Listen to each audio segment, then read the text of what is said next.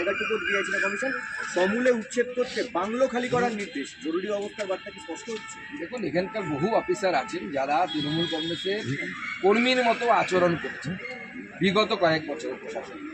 স্বাভাবিকভাবে নির্বাচন কমিশনের কাছে তার ট্র্যাক রেকর্ড আছে, তাই নির্বাচন কমিশন তাদেরকে এখানে সমূলে উৎপাদিত করছে, কারণ তারা ভোটের যে নিয়মকানুন সেই নিয়মকানুন মানতে দেন না, মানতে চান না।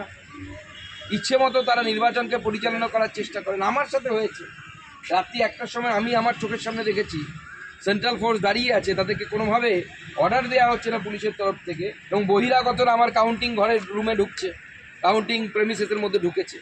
সিসিটিভি চেক করা হোক, আমি চ্যালেঞ্জ করছি। মুখ্যমন্ত্রীর যদি দম থাকে সিসিটিভি নিয়ে এসে আমি চ্যালেঞ্জ করছি। আমি ছিলাম বলে আটকে দিয়েছি, কোনো সাধারণ প্রার্থী হলে সে তো আটকাতে পারবে না।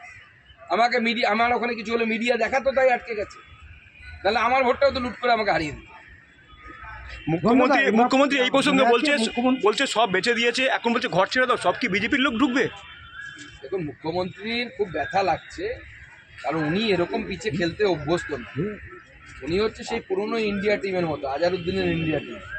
যখন বিদেশি টিম এলে পরে ঘূর্ণি পিচ তৈরি করা হতো এবং ভেঙ্কটপতি রাজুকে দিয়ে বল করানো হতো, চৌহানকে দিয়ে বল করানো হতো, আর ধরে ধরে হারানো হতো। এখন মুখ্যমন্ত্রীকে খেলতে দেওয়া হচ্ছে অস্ট্রেলিয়ার সুইং পিচ, তাই মুখ্যমন্ত্রী ভয় পাচ্ছেন।